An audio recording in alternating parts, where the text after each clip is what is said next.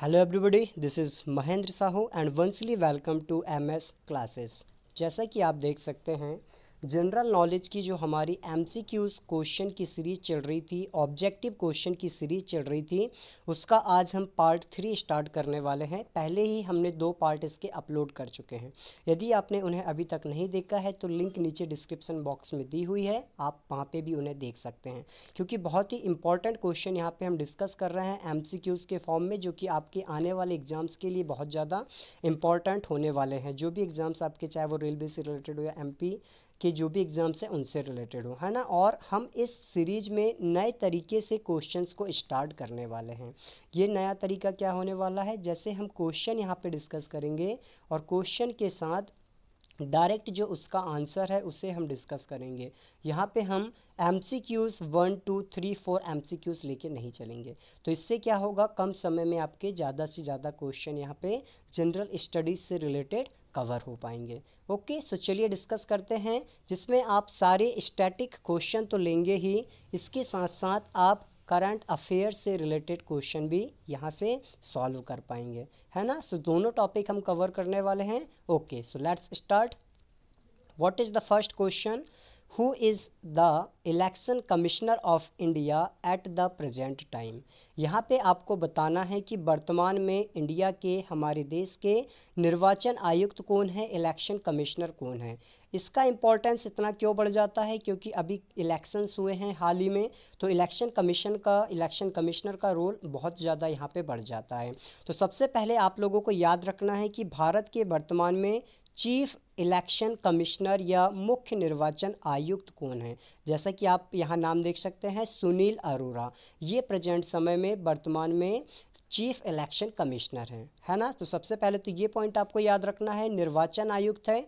इसके बाद हम कुछ important point that is related to election commission ये है उसे डिस्कस कर लेते हैं, है ना। सो इंडियन कॉन्स्टिट्यूशन के यदि हमारे संविधान की बात की जाए तो आर्टिकल 324 में हमें इलेक्शन कमिश्नर से रिलेटेड डिटेल्स देखने के लिए मिलती है ना, आर्टिकल 324 में। इसके अलावा यदि हमारे देश में इलेक्शन कमीशन के स्ट्रक्चर की बात की जाए तो एक होता है चीफ इलेक्शन कमिश्नर, मुख्य निर्वाचन आयुक्त, जो कि सुनील अरोड़ा हैं, और इनकी हेल्प के लिए होते हैं 2 अन्य निर्वाचन आयुक्त। ये पॉइंट आपको याद रखना है, एक chief election commissioner and 2 election commissioners होते हैं। ये होता है CEC मुख्य निर्वाचन आयुक्त और ये होते हैं EC निर्वाचन आयुक्त, ठीक है ना। इसके बाद जो इम्पोर्टेंट पॉइंट है इलेक्शन कमिश्नर से रिलेटेड, इलेक्शन कमीशन से रिलेटेड, वो ये है कि ये कौन कौन से इलेक्शंस देश में करवाते हैं। क्या सारे इलेक्शंस जो है वो चीफ इलेक्शन कमीशन या सेंट्रल इलेक्शन कमिश्नर जो होता है, क्या उन्हीं के द्वारा करवाए जाते हैं, या फिर कुछ ही इलेक्शन करवाए जाते हैं, है ना। सो याद रखोगे, प्रेसिडेंट का जो इलेक्शन होता है, राष्ट्रपति का जो इलेक्शन होता है, इसी तरह वाइस प्रेसिडेंट, उपराष्ट्रपति का जो इलेक्शन होता है, MPs मतलब लोकसभा और राज्यसभा का जो इलेक्शन होता है, इसी तरह MLAs या विधानसभा का जो इलेक्शन होता है, ये 1 2 3 एंड 4 ये 4 टाइप के इलेक्शन जो है वो करवाए जाते हैं हमारे सेंट्रल, जो हमारा यूनियन या केंद्र लेवल का जो इलेक्शन कमीशन होता है उसके द्वारा, निर्वाचन आयोग के द्वारा, ठीक है। बाकी के जो इलेक्शंस होते हैं लाइक विलेजेस में जो पंचायत इलेक्शन होते हैं, है ना, आप लोग याद रखेंगे, पंचायत के जो इलेक्शन होते हैं वो इनके द्वारा नहीं करवाए जाते,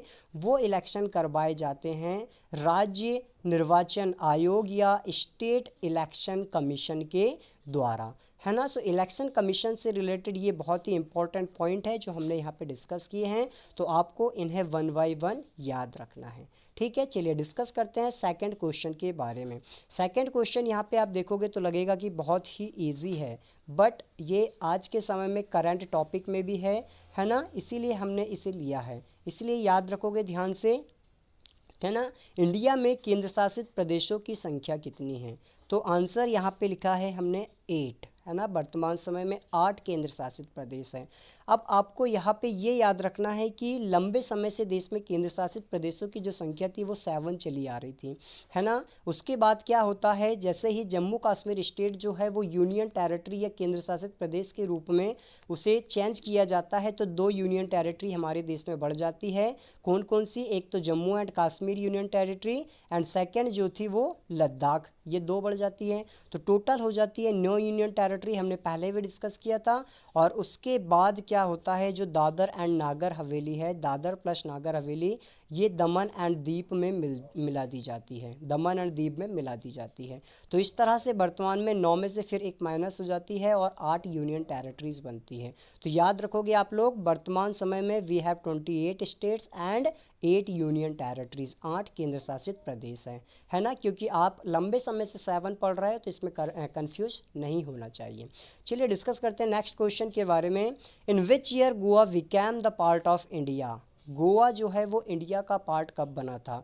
जैसा कि हमें पता है कि 15 अगस्त 1947 को हमें स्वतंत्रता मिली थी, है ना, इंडिपेंडेंस मिली थी। बट उसके बाद भी हमारे देश के कुछ क्षेत्र ऐसे थे जो अंग्रेज़ों के या दूसरी यूरोपियन कंपनीज जो इंडिया में आई थी, यूरोपीय कंट्रीज़ जो इंडिया में आई थी, उनके अंडर में थे, है ना। सो गोवा को 1947 में इंडिपेंडेंस नहीं मिली थी, ये फ्री हुआ था, याद रखोगे, 1961 में। यहाँ पे पुर्तगालियों का शासन था, जैसा कि आपको पता होगा, जो पुर्तगाली थे उन्होंने इस क्षेत्र पे अपना शासन करके रखा था और 1961 तक ये यहाँ पे थे। और 1961 तक यहाँ पे इन्होंने क्या किया था, अपना शासन किया था। उसके बाद इंडिया का पार्ट हुआ था गोवा 1961 में। इसी तरह फ्रांसीसियों के पास जो था पुडुचेरी था, है ना, जो कि 1954 तक था, ये भी आप याद रखोगे। 1954 में पुडुचेरी या पांडिचेरी जो है वो फ्रांसीसियों से लिया जाता है ना। सो ये क्वेश्चन भी बनते हैं, इसलिए आप इसे भी याद रखोगे, Goa 1961। Next question is who got player of the series award in IPL 2020? किसे IPL 2020 में प्लेयर ऑफ द सीरीज़ का अवार्ड दिया गया है? सो याद रखोगे, Jofra Archer. It is related to Rajasthan royal obviously, है ना। राजस्थान रॉयल जो टीम है उसके प्लेयर है जोफ्रा आर्चर और उन्हें प्लेयर ऑफ द सीरीज़ 2020 के IPL में अवार्ड दिया गया है ना। IPL से रिलेटेड बहुत सारे क्वेश्चन यहाँ पे इंपॉर्टेंट है, बट जो 2-3 इंपॉर्टेंट है उन्हें हमने आज के इस वीडियो में मेंशन किया है। Okay, next question is what is the total number of Vidhan Sabha seat in Bihar? Bihar की जो विधानसभा है, जैसे कि अभी बिहार की विधानसभा के इलेक्शंस हुए हैं, तो आपको याद रखना है कि बिहार की जो विधानसभा है, लेजिस्लेटिव असेंबली है, उसकी टोटल सीट कितनी है, तो 243, है ना। अभी आपको पता होगा कि नए CM वहाँ पे बन के आए हैं, नीतीश कुमार, तो ये पॉइंट आपको याद रखना है। इंपॉर्टेंट क्वेश्चन यहाँ से बन सकता है, 243 वहाँ की विधानसभा सीट है ना। Okay, let's move to the next question. Largest continent of the world according to their population? यहाँ पे हमने जनसंख्या के अकॉर्डिंग जो सबसे बड़ा महाद्वीप है ये कौन सा है, ये पूछा है ना। सो याद रखोगे, जनसंख्या के अकॉर्डिंग, साथ ही साथ क्षेत्रफल के अकॉर्डिंग, है ना, दोनों के अकॉर्डिंग, पॉपुलेशन की बात की जाए या एरिया की बात की जाए, दोनों के अकॉर्डिंग एशिया जो है वो largest continent of the world है। यदि जनसंख्या के अकॉर्डिंग बात की जाए तो लगभग 30%, है ना, जो लास्ट सेंसस के अकॉर्डिंग देखा जाए तो लगभग 30% जनसंख्या जो है वो एशिया कॉन्टिनेंट में है। और इसका क्षेत्र की बात की जाए तो लगभग 17.5% का क्षेत्रफल ये वर्ल्ड के क्षेत्रफल का कवर करता है। ये 2 पॉइंट भी आप लोग याद रखोगे, 30% जनसंख्या यहाँ पे पाई जाती है टोटल वर्ल्ड की, और 17.5% जो है इसका क्षेत्रफल है पूरे विश्व का क्षेत्रफल का। बहुत ही इंपॉर्टेंट है, कई बार प्रीवियस हमारे जो NTPCs या रेलवेज के एग्ज़ाम होते हैं उसमें ये क्वेश्चन आता ही है ना। और यदि कंट्रीज़ के बात की जाए कि सबसे ज़्यादा कंट्री किस कॉन्टिनेंट में है, तो आप लोग याद रखोगे अफ्रीका कॉन्टिनेंट में सबसे ज़्यादा कंट्री पाई जाती है। ओके, सो चलिए डिस्कस करते हैं नेक्स्ट क्वेश्चन के ऊपर। What is the full form of BRICS? ये क्वेश्चन, ऐसे क्वेश्चन जो हैं जो भी वर्ल्ड लेवल के जनरल स्टडीज़ पे यदि हम डिस्कस करें या वर्ल्ड लेवल के जो फेमस यूनियंस होते हैं यदि उनकी बात करें तो ब्रिक्स के बारे में पूछा जाता है, क्योंकि करंट इशू में भी ये रहते हैं और एमर्जिंग जो कंट्रीज़ है उनका भी ये ग्रुप है। तो ब्रिक्स जो है यहाँ पे फुल फॉर्म बनता है कंट्रीज़ के नेम के अकॉर्डिंग। आप देख सकते हैं, B Brazil, R Russia, I India, C China and then South Africa. ठीक है, ये नाम आपको याद रखना है। ब्रिक्स जो है इन 5 कंट्रीज़ का ग्रुप है, Brazil, Russia, India, China and South Africa. V से ब्राज़ील, ऐसी तरह आप 5 कंट्रीज़ के नाम याद रखोगे। शुरुआत में इसमें 4 कंट्री थी, Brazil, Russia, India and China, and 2010 में 2010 में साउथ अफ्रीका इस ब्रिक्स ग्रुप का हिस्सा बना हुआ था और ये दुनिया की सबसे बड़ी जो विकासशील कंट्रीज़ है या विकसित कंट्री है उनमें जो सबसे बड़ी अर्थव्यवस्था वाली कंट्रीज़ हैं उनका ये ग्रुप हम बोल सकते हैं, है ना। सो आप लोग याद रखोगे BRICS, Brazil, Russia, India, China and South Africa. South Africa 2010 में इस ग्रुप का पार्ट बना था। Let's move to the next question. ये क्वेश्चन भी फिर से आईपीएल से हमने लिया हुआ है। Emerging player of the year in IPL 2020, 2020 में किसे emerging player of the year का अवार्ड दिया गया है। इंपॉर्टेंट क्वेश्चन आईपीएल से बनने वाले हैं। एक वीडियो में हम सारी सीरीज डिस्कस करेंगे इंपॉर्टेंट क्वेश्चन आईपीएल के। तो आपको याद रखना है आरसीबी के जो ओपनर बैट्समैन थे देवदत्त पडिक्कल, ये हैं emerging player of the year in IPL 2020, 2020 के आईपीएल में emerging player of the year. Okay, चलिए डिस्कस करते हैं नेक्स्ट क्वेश्चन पे। What was the original name of SBI before 1955। SBI means जो हमारा स्टेट बैंक ऑफ इंडिया है ना, स्टेट बैंक ऑफ इंडिया है, इसका पुराना नाम क्या था ये आपको बताना है।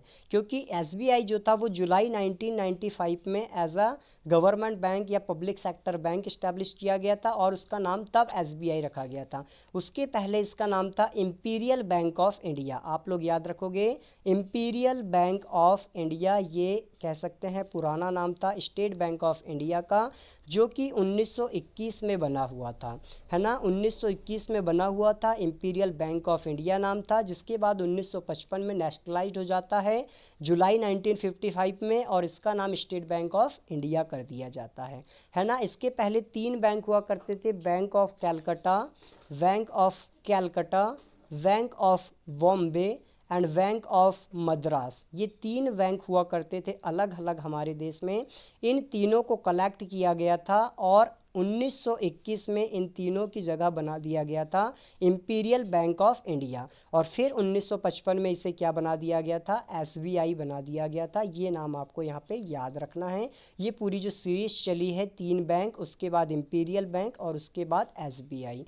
आई होप आपको बहुत ही अच्छे से समझ में आया होगा। Let's move to the next question. यहाँ पे इंपॉर्टेंट पॉइंट है, इकोनॉमी में अक्सर पूछा जाता है। टर्म तो देखने में छोटा सा लगता है बट बहुत बड़ी इसकी डिटेल्स होती है, बट हम यहाँ पे सारी डिटेल्स तो अभी डिस्कस नहीं कर रहे हैं, बट इंपॉर्टेंट पॉइंट डिस्कस करेंगे। Firstly what is the full form of FDI, है ना। एफडीआई का फुल फॉर्म क्या है ये आपको यहाँ पे बताना है। तो जैसा कि आप देख सकते हैं ऑलरेडी हमने मेंशन किया हुआ है, full form of FDI is foreign direct investment. क्या होता है एफडीआई, क्या होता है फॉरेन डायरेक्ट इन्वेस्टमेंट? किसी दूसरी कंट्री के द्वारा हमारे देश में, किसी दूसरी कंट्री या दूसरी कंट्री के जो इन्वेस्टर्स हैं उनके द्वारा हमारे देश में, हमारी कंट्री में पैसा यदि इन्वेस्ट किया जाता है ना। मान लो यूएसए कंट्री है, यूएसए के द्वारा इंडिया में किसी भी प्रकार के व्यापार में यदि पैसा इन्वेस्ट किया जा रहा है तो इंडिया के लिए वो क्या कहलाएगा, एफडीआई कहलाएगा, फॉरेन डायरेक्ट इन्वेस्टमेंट कहलाएगा। आज के समय में बहुत ही इंपॉर्टेंट हो गया है ना, इसीलिए ये क्वेश्चन हमने यहाँ पे मेंशन किया है, याद रखोगे। एफडीआई फॉरेन डायरेक्ट इन्वेस्टमेंट, किसी विदेशी कंट्री के द्वारा हमारे देश में क्या करना, निवेश करना, इन्वेस्टमेंट करना, क्या कहलाता है, फॉरेन डायरेक्ट इन्वेस्टमेंट। ठीक है। एक फेमस टेम्पल हमने यहाँ पे लिया हुआ है कामाख्या टेम्पल, याद रखोगे आप लोग। कामाख्या टेम्पल पूछा जाता है ना, टूरिज्म से रिलेटेड क्वेश्चन में कि किस स्टेट में आता है, किस इंडियन स्टेट में आता है। तो आप याद रखोगे ये है असम में, है ना। हमारा जो असम स्टेट है, नॉर्थ ईस्टर्न स्टेट, उसमें आता है कामाख्या टेम्पल, याद रखोगे इसके बारे में। Let's move to the next question. Again economy से इम्पॉर्टेंट क्वेश्चन है यहाँ पे बहुत ज़्यादा, क्योंकि हमेशा न्यूज़ में रहता है। हर 3-4-5 महीने में जब भी आरबीआई की बात होती है, आरबीआई की मौद्रिक नीति की, है ना, आरबीआई की मॉनेटरिंग पॉलिसीज़ की बात होती है तो उसमें सीआरआर ज़रूर न्यूज़ में आता है ना। Not only CRR but also CRR, then SLR, है ना। ये सारी चीज़ें आपको न्यूज़ में देखने के लिए मिलती है।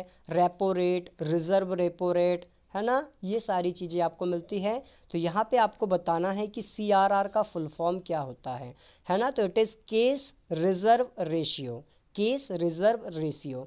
अब हम बात कर लेते हैं कि ये सीआरआर होता क्या है, केस रिज़र्व रेशियो क्या होता है।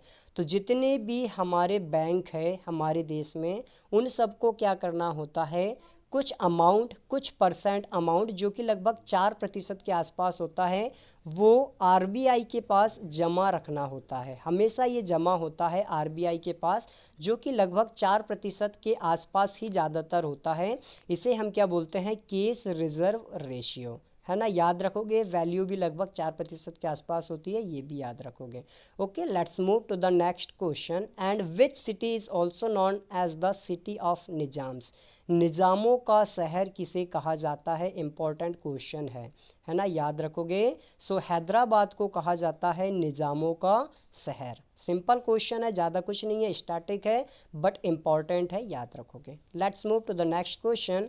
इन which date make in India scheme. Scheme से रिलेटेड क्वेश्चन तो पूछे ही जाते हैं, जो भी न्यू स्कीम्स हैं उनके भी हम कुछ वीडियो सेपरेट कवर करने वाले हैं। सो याद रखोगे, in which date make in India scheme was launched by government of India, है ना, भारत सरकार के द्वारा या मोदी गवर्नमेंट के द्वारा जो मेक इन इंडिया स्कीम कब स्टार्ट की गई थी, है ना। सो याद रखोगे 25 सितंबर 2014 को ये स्टार्ट की गई थी। वैसे कई बार ईयर भी हम याद रख लेते हैं बट फुल डेट आजकल पूछी जाती है, तो याद रखोगे 25 सितंबर 2014 को मेक इन इंडिया, मतलब जो भी विदेशी कंपनी है वो हमारे देश में आए, है ना, हमारे देश में कंपनी स्टार्ट करे और हमारे देश में नए प्रोडक्ट बनाए। ये था make in India product, make in India scheme. So इसे लॉन्च किया गया था, याद रखोगे 25 सितंबर 2014 को। Next question is, in which year the treaty of Allahabad was signed.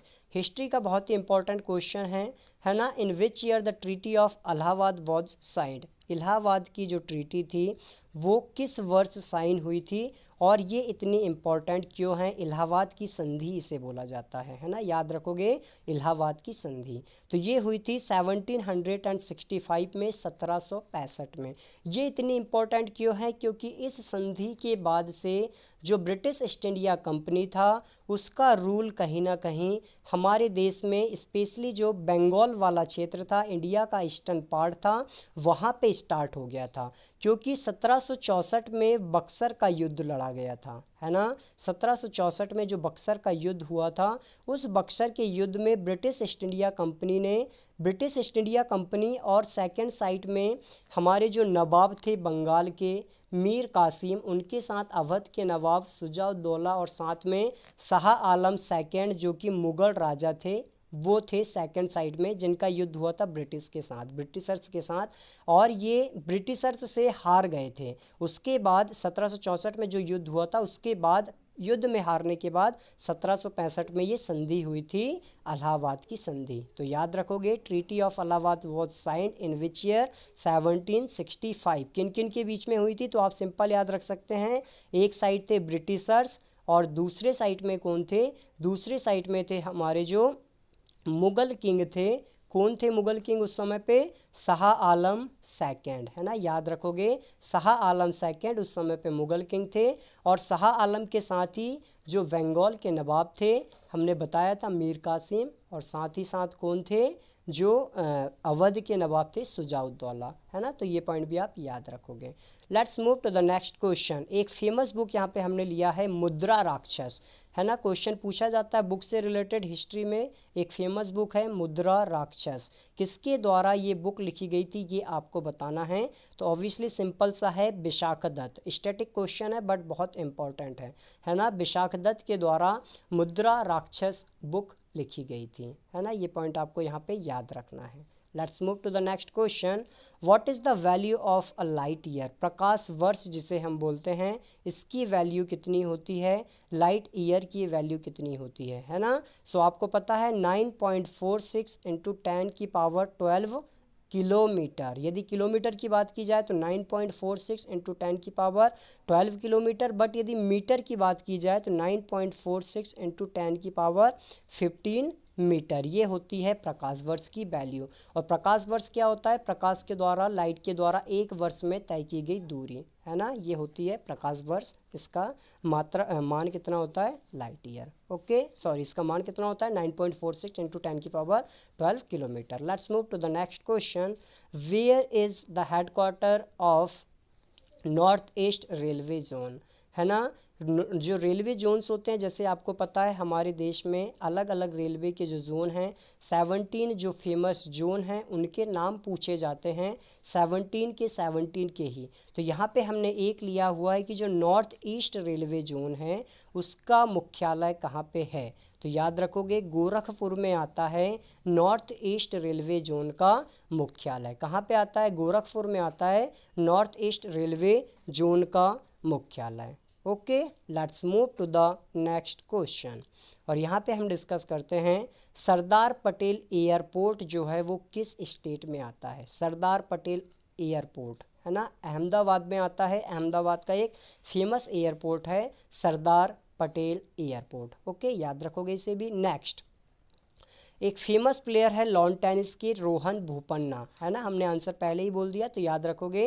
Rohan Bopanna is related to which game, है ना, लॉन टेनिस से रिलेटेड है, कई बार एग्जाम्स में आते हैं। याद रखोगे Rohan Bopanna is related to which game, Rohan Bopanna जो है वो किस खेल से संबंधित है। तो याद रखोगे किस खेल से संबंधित है ये संबंधित है लॉन टेनिस से। Okay, next question. यहाँ तक हमने 20 क्वेश्चन जो आज की वीडियो के हैं वो कवर कर लिए हैं, और ये हमारा जो थर्ड पार्ट था उसमें सारे इंपॉर्टेंट क्वेश्चन हमने कवर कर लिए हैं। ठीक है, वीडियो यदि पसंद आया हो सो प्लीज़ इसे लाइक करें, ज़्यादा से ज़्यादा शेयर करें, और यदि चैनल को सब्सक्राइब नहीं किया है तो प्लीज़ सब्सक्राइब करें। और वीडियो के बारे में कमेंट्स में हमें ज़रूर बताएं ताकि हमें मोटिवेशन मिल सके और हम नेक्स्ट वीडियो इसी तरह अपलोड कर सकें।